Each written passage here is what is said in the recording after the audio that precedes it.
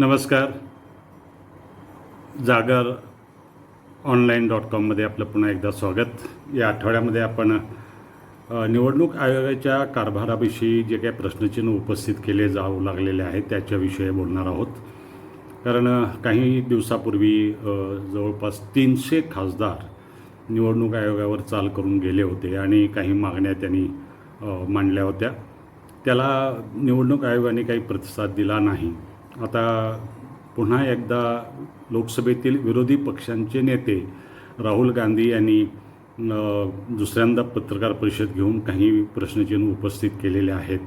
काही मतदारांची नावं वगळणे, काही मतदारांची नावे समाविष्ट करणे, वगळणाऱ्यांची आणि समाविष्ट करणाऱ्यांची दोघांचेही अर्ज नाहीत किंवा त्यांनी अर्ज केलेले नाहीत तरी देखील त्यांची नावं वगळण्यात आली आणि त्यांची नावं समाविष्ट करण्यात आली. अशा प्रकारच्या अनेक धांदली या निवडणूक आयोगाच्या कारभारामध्ये दिसून येत आहेत. वास्तविक पूर्वीच्या काळी जेव्हा आपला समाज अजूनही साक्षर नव्हता, साधनं उपलब्ध नव्हती, रस्ते नव्हते, गाड्या नव्हत्या, त्यावेळेसुद्धा लोकशाही पद्धतीनं आपल्याकडे मतदान होत होतं. काही गडबडी होत होत्या. मतदान केंद्र ताब्यात घेणे, हिंसाचार करणे, मारामाऱ्या करणे, पोलिसांच्या कारवाई होणे, फेरमतदान होणे अशा गोष्टी होत होत्या.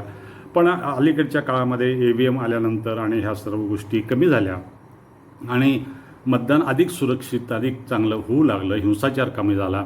पण आत्ता ज्या पद्धतीनं निवडणूक यंत्रणेमध्ये सहभाग घेऊन आणि सर्वात गंभीर बाब म्हणजे ज्या तक्रारी ज्या प्रकारच्या लोकांच्या येत आहेत त्या तक्रारीकडे लक्षच द्यायचं नाही अशा प्रकारची भूमिका निवडणूक आयोगाने घेतली, ती फार धोकादायक आहे.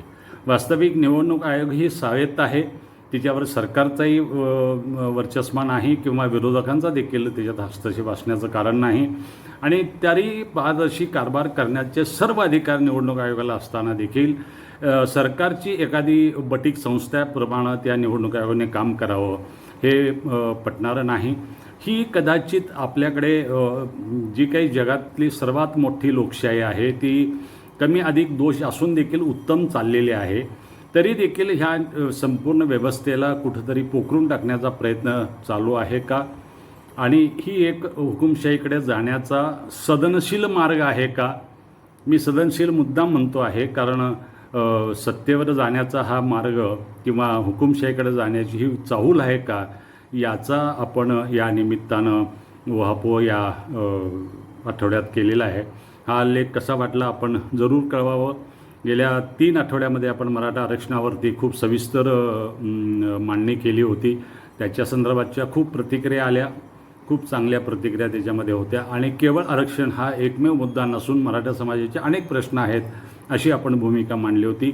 या लेखाबद्दल देखील आपल्या काय भावना आहेत त्या आपल्या कळवाव्यात. धन्यवाद.